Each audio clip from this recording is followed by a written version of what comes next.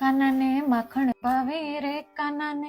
આટલી સજી ધજીને ક્યાં ઉપડી સવારી? ક્રિસમસ પાર્ટીમાં મમ્મી. અરે વાહ, મજા આવતી હશે ને એ પાર્ટીમાં તો. હાસ તો ઓલું શું કે મોટું ક્રિસમસ ટ્રી હોય ને અહીંયા, એની જોડે ફોટાય મસ્ત આવે નહીં? હા, તું જા, એનો મને કઈ વાંધો નથી. મારા સવાલના જવાબ આપતી જા.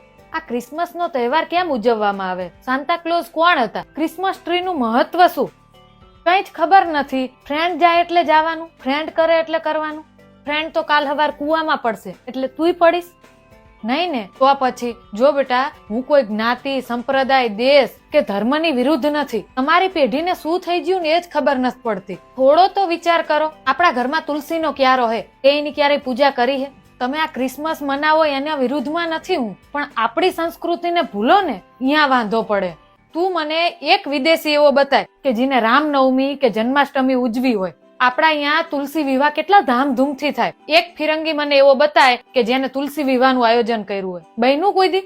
ના, નહીં ને? તો પછી આપણે જ શું કામ? જો એક વાત યાદ રાખ, બીજાની સંસ્કૃતિ, ધર્મ, પરંપરા બધી વસ્તુને આદર ચોક્કસ આપવાનો હોય, એને અપનાઈ ના લેવાની હોય. જો લક્ષ્મીબાઈ બનવું હોય ને તો આ બધા ચોંચલામાંથી બહાર આવવું પડે. મારી ફરજ હતી માત્ર તને સમજાવવાની, બાકી તું ખુદ સમજદાર છું.